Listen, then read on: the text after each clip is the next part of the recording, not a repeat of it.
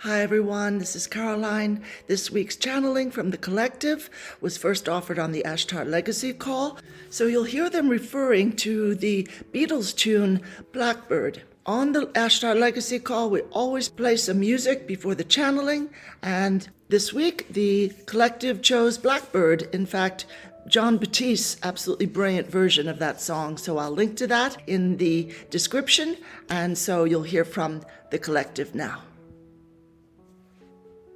Well, greetings, everyone. We are, as always, very pleased to have this time to speak with you today. Looking at these beautiful lyrics, which in this song, Blackbird, which seem maybe a little bit contradictory, because we hear that the blackbird is singing in the dead of night. Now, generally, birds don't choose the dead of night to sing. Generally, they don't fly with broken wings. And generally, one doesn't see light in the dark black night. And so there are these beautiful juxtapositions that one doesn't necessarily know what to do with. And yet, yes, you do. We would say in your soul journey, you have many, many times been in a situation where you thought you had no strength, and then some strength came through that you were not expecting. And other times you thought, I can't see the way forward. And some new form of sight came through that, again, you were not expecting was even there. Take these sunken eyes and learn to see. All your life, you were only waiting for this moment to be free. Now, honestly, for each of you, we understand that when you think of a moment when you will be free, you may think of Nasara law being fully enacted and announced. You may think of the old dark power structure being upended on this planet, and you may think, yes, and as our writer will say often, I'll have my shuttlecraft and my miniature pony to keep me company as I'm zipping around the world, and I'll sort of just hover above Paris and wander the streets of Paris and enjoy the cafes and just enjoy life. All this is completely wonderful, but there's a step or two that is missing. And that is the fact that what very, very often, dear ones, what the soul is waiting for is the unexpected. That your soul has been waiting for moments when apparently there's no reason to sing. Apparently, there's only the darkest, blackest night around you. And yet somehow your eyes are constantly searching for a light. And bizarrely, you find it. And you think, well, maybe it's just my imagination. I'm walking down this dark road. It's out in the country. Maybe the car has broken down. Maybe you're finding your way back to a friend's house and you didn't expect darkness to fall so quickly. And you're walking on a dirt road and it's very dark and there's no lights, no street lights, no lamps whatsoever, and no lights of nearby houses. And you're having to rely on your instinct to maybe a little bit of light on the road in front of you from your phone or a little flashlight. And you're looking around and you're thinking, why is it so dark? And then the clouds clear. And bizarrely, that light that is always there in the sky, whether it's easy to spot it or not, will show up. And that is your beautiful moon. And then some stars decide to come out. And you have this lovely moment all over again as you had as a child, where you realize if it wasn't so dark, I wouldn't notice the stars. I wouldn't appreciate the moon. I wouldn't be in awe of its beauty. I wouldn't know that it can light up the road in front of me. I would have been waiting for the sun this whole time. I'd have been stumbling along, cursing my luck, and feeling quite abandoned by life, and lo and behold, there's light when I didn't expect it. And when these dear ones, Paul McCartney and the other Beatles were singing this song that McCartney had written, And they're singing, into the light of the dark black night, Blackbird fly.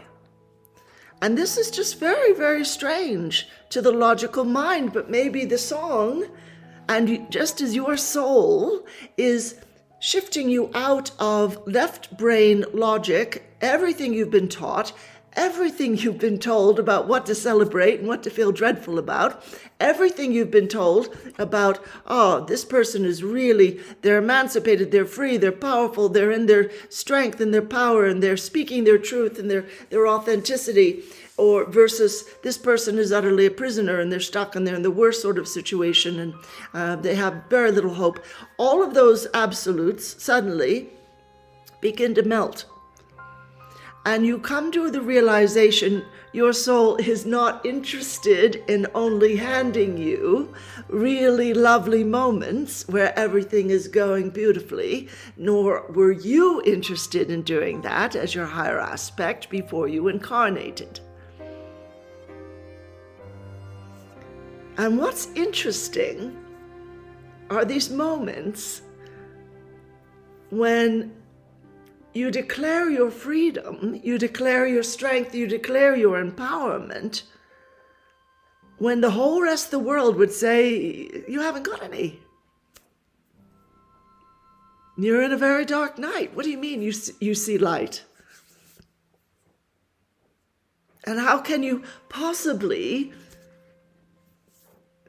have been waiting for this particular, apparently very difficult, very dark moment to declare your freedom?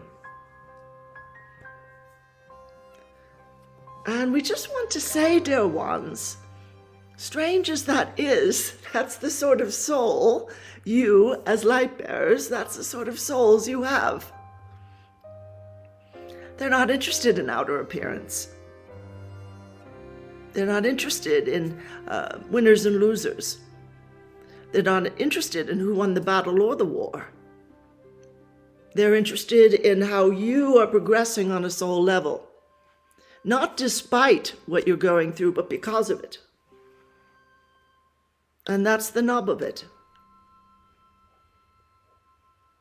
And we would say for all light bearers now, looking out upon a world in which there is war and division and hatred and suspicion and xenophobia, misogyny, racism, and on and on and on. Again, we would say all your life, you were only waiting for this moment to be free.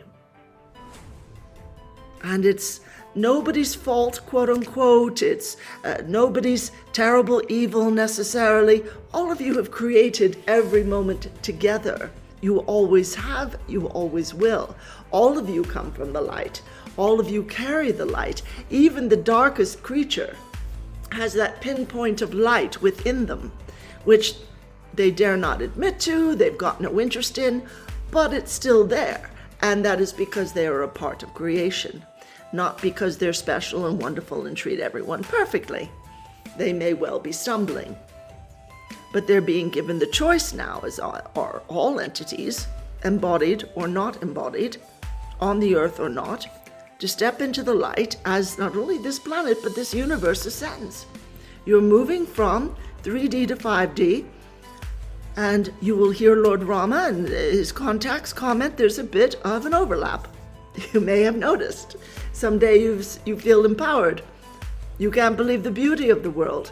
Other days you feel drawn down because you're still healing centuries of trauma that you have been through over and over again, coming back again and again, wanting to just heal, wanting to be free of that which you've suffered in the past. And you may feel like, well, do we ever get off of this? Our writer says, this hamster wheel. Yes, you do. Most assuredly you do. And this would be your first step. To look yourself in the eye, there in the mirror, and affirm all your life. You were only waiting for this moment to be free.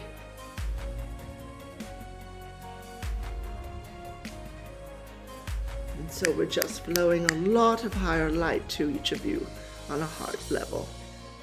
And some of you are a bit under the weather physically, maybe going through something tough emotionally, wrestling with things that have occurred that make no sense, that you can't ever seem to be free of. And we're just giving that extra support right now, that extra light, that you allow yourself to rise up and release this idea that you have to be strong all the time, you have to smile all the time, you have to be perfect, you have to be this lovely high-toned spiritual sort that always does everything right. Just forget that. Release it. Because it's still being determined what that means on this planet. But we would say all your great teachers have encouraged love.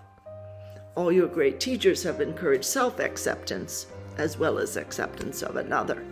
And the funny, strange, and yet incredibly wonderful point that as you release judgment of others, you let yourself off the hook as well. Wonderful, dear ones. It's flowing more light, encouraging light from the soul. Coming down through that crown chakra for each of you.